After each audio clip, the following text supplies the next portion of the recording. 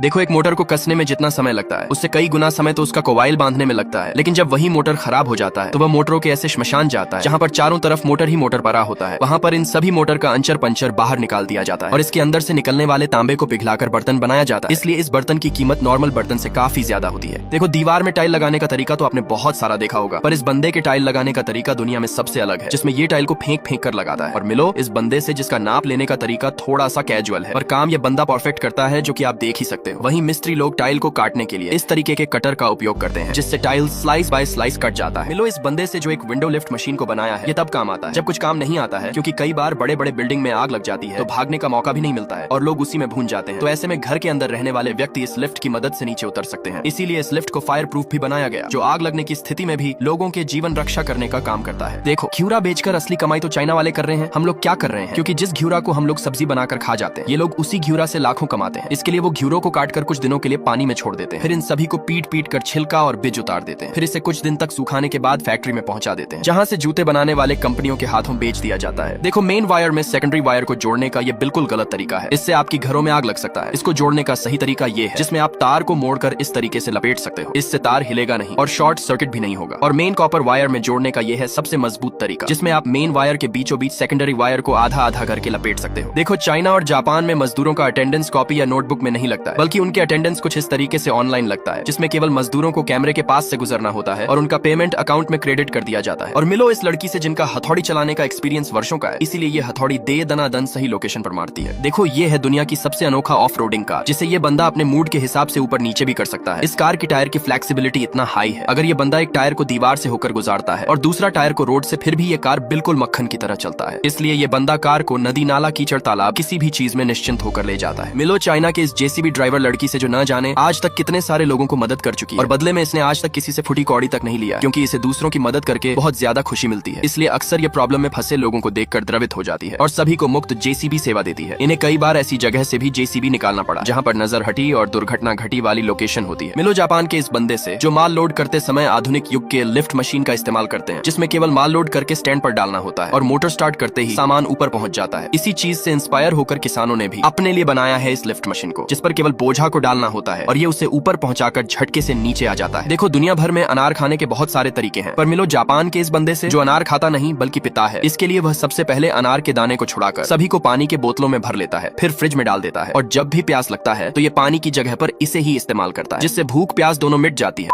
कभी भी इस गजब व्हाट्सएप चैनल को इग्नोर मत करना, क्योंकि इसको फॉलो कर आप करोड़पति बन सकते हैं और साथ ही दुनिया की हर अद्भुत जानकारी और हर महीने गजब चीजें जीत सकते हैं। जी हाँ, उस चैनल को फॉलो करने के लिए इस वीडियो के